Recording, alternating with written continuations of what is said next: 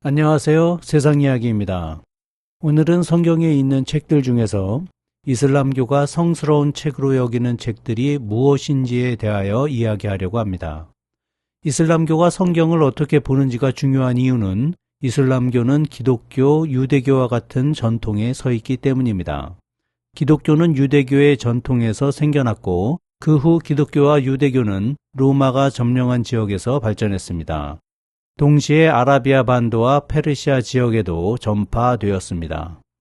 기독교와 유대교가 퍼져 있는 지역인 아라비아 반도에서 이슬람교가 생겨났는데 이슬람교는 자신들의 종교가 새로운 종교가 아니라 유대교와 기독교가 신의 계명을 왜곡하고 있기 때문에 이를 교정한다고 생각했습니다. 그렇기 때문에 이슬람교가 성경 중에 핵심이라고 본 내용이 무엇인지 알면 그 당시 아라비아 지역 사람들이 어떤 것을 본질적으로 생각했는지 알 수 있습니다. 또한 성경 속의 내용 중 사람들에게 보다 보편적인 부분이 어떤 것인지 알 수 있습니다. 성경이 오래전부터 한 권의 책으로 내려온 것으로 생각하시는 분들도 있는데 성경이 처음으로 정해진 것은 기원 후 90년입니다. 예루살렘 성전이 로마군에 의하여 파괴되면서 유대인들의 교육과 종교 생활을 지도하던 바리새인들이 기원 후 70년 얌니아에서 종교회의를 열고 유태교를 정립합니다. 그리고 기원 후 90년에 현재 구약 성경을 정하게 됩니다. 이 성경은 보통 유대교 성경이라고 부릅니다. 유대교 성경에 포함된 문서들은 예전부터 전해 내려오던 문서들이었고 그 중에서 자신들의 정체성을 대변하는 문서들이 선택된 것입니다. 신이 정해준 것이 아니고 멸망할 수도 있다는 위기 앞에서 자신들을 교육하고 자신들의 문화와 민족을 유지하기 위해서 취사 선택한 책입니다. 기독교는 아시다시피 이스라엘 지역에서 시작되었고 지중해 여러 도시를 통해 여러 지역으로 전파되었습니다. 한 가지 유념해야 할 점은 우리가 아는 기독교는 서구 기독교라는 것입니다. 동구 유럽 기독교도 아니고 서구 기독교입니다. 여기에도 두 가지 축이 있는데 로마를 중심으로 발전한 기독교, 이탈리아, 프랑스, 스페인 등에서 발전한 카톨릭 교회가 한 축이고 독일, 스위스, 영국, 신대륙인 미국에서 발전한 개신교가 다른 한 축입니다. 우리나라에 정착된 카톨릭 교회는 동구 유럽에 퍼져 있는 정교회와는 다른 전통을 가진 교회입니다. 개신교의 경우는 거의 미국에서 넘어온 교회입니다. 이 말씀을 드리는 이유는 우리가 접하는 기독교는 기독교가 발생했던 원래 지역에서 발전한 기독교가 아니라 그리스 문명과 만나서 기본 개념이 정해지고 로마에 의하여 지배계급에 맞는 종교로 변형된 후 미국이라는 사회에 의하여 상업화된 기독교이기 때문입니다. 미국이라는 사회는 전 세계 국가 중에서 황금 만능주의가 가장 판을 치는 국가이고 동시에 사이비 종교가 가장 많이 활동하는 국가입니다. 그런 사회에서 발전한 현대 기독교가 과연 원래 기독교 정신을 어느 정도 보존하고 있는지 따져봐야 할 것입니다. 우리가 주로 접하는 기독교는 기독교가 발생한 곳에서부터 서북쪽 방향에 있는 지역에서 발전한 기독교들입니다. 이것은 기독교의 전부가 아니고 기준도 아닙니다. 세상에는 다양한 기독교 교회가 있습니다. 이슬람교가 기독교를 어떻게 생각하는지가 중요한 이유는 이슬람교가 기독교가 발생한 지역 근처에서 발생했으며 기독교와 같은 아브라함 계열의 종교이기 때문에 기독교를 보는 새로운 시각을 제시해 주기 때문입니다. 다시 정리하면 유대교 경전은 기원 후 90년에, 기독교 경전은 397년에 정해졌습니다. 기독교 경전이 정해진 후 213년이 지난 610년 이슬람교가 창시됩니다. 이슬람교가 발생했을 때 그 지역에는 유대교가 있었고 기독교가 있었습니다.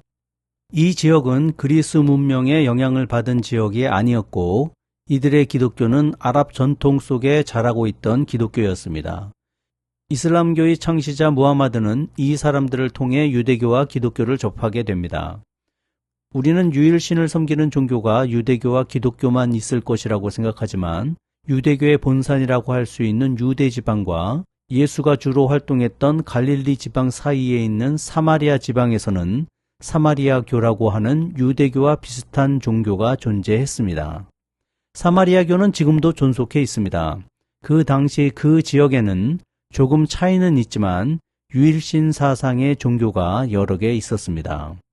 예언자 무하마드는 그 당시 동서교역의 중심지였던 메카에서 살았기 때문에 아브라함 계열의 종교는 물론 그 외 여러 종교를 접했습니다.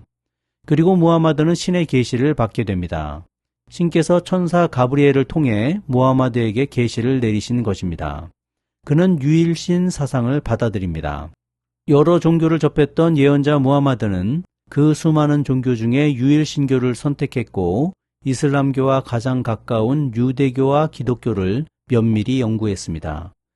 유대교도들과 기독교도들도 자신들과 같은 신을 섬기는 것으로 알려진 무하마드에 관심을 가졌습니다. 그러나 그들의 만남은 그들의 차이만을 확인하는 자리가 되었습니다.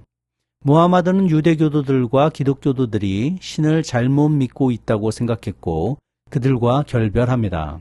그리고 신을 제대로 믿는 방법을 설파합니다. 바로 그 과정 중에서 이슬람교는 유대교의 경전과 기독교의 경전 중에서 신의 말씀을 기록한 거룩한 책과 인간의 지혜로 쓴 책을 구분합니다.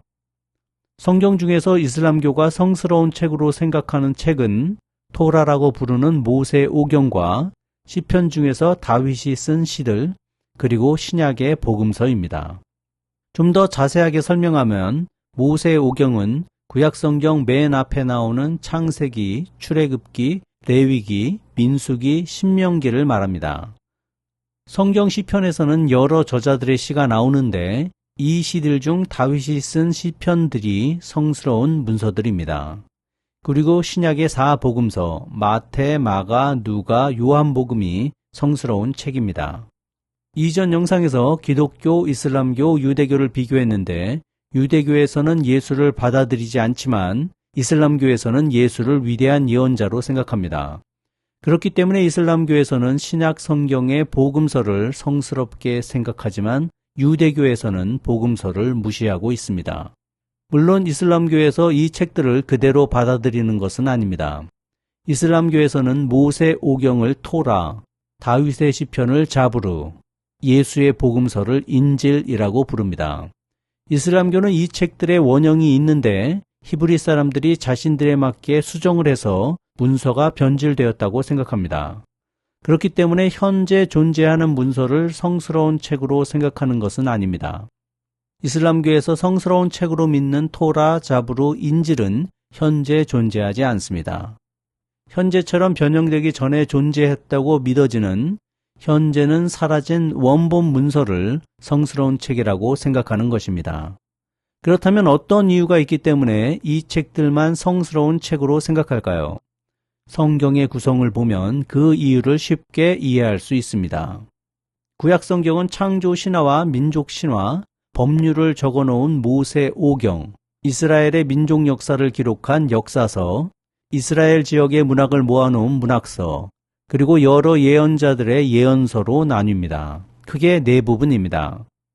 서아시아 지역 사람들에게 이스라엘 민족만의 역사서와 그 역사 속에 살았던 예언자들의 문서들은 보편적인 문서라기보다는 한 민족에만 해당되는 문서라고 생각되었을 것입니다.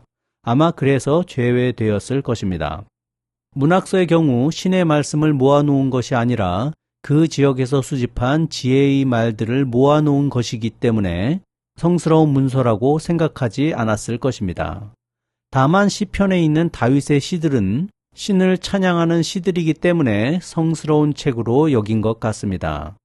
다른 저자들의 시들은 저자가 분명하지 않기에 제외했을 것입니다. 이런 이유로 남은 것이 모세 오경과 다윗의 시편입니다. 하지만 다윗의 시편은 신에 대한 찬양시이기 때문에 그다지 많이 언급되지는 않습니다. 구약에서 가장 성스러운 문서로 생각하는 것은 모세 오경이라고 보면 될 것입니다. 모세 오경은 모세가 기록했다고 믿어졌으며 이슬람교에서도 모세는 아주 위대한 예언자입니다.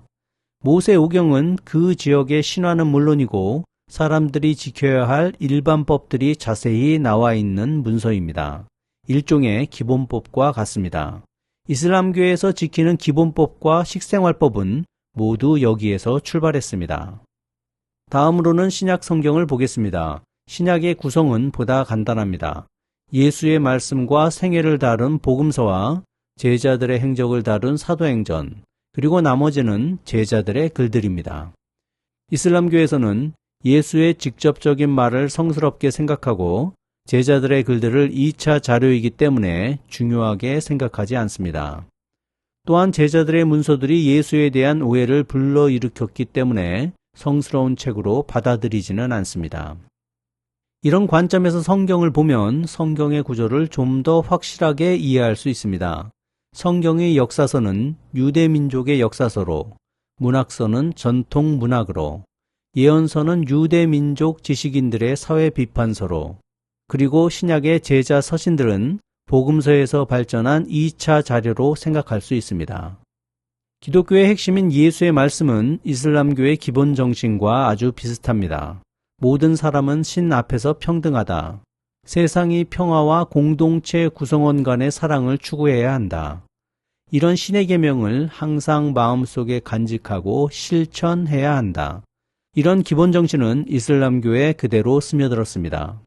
결론적으로 말하면 이슬람교에서 성스러운 책으로 생각하는 성경 속의 문서는 구약의 모세 오경과 신약의 예수 복음서라고 할 수 있습니다.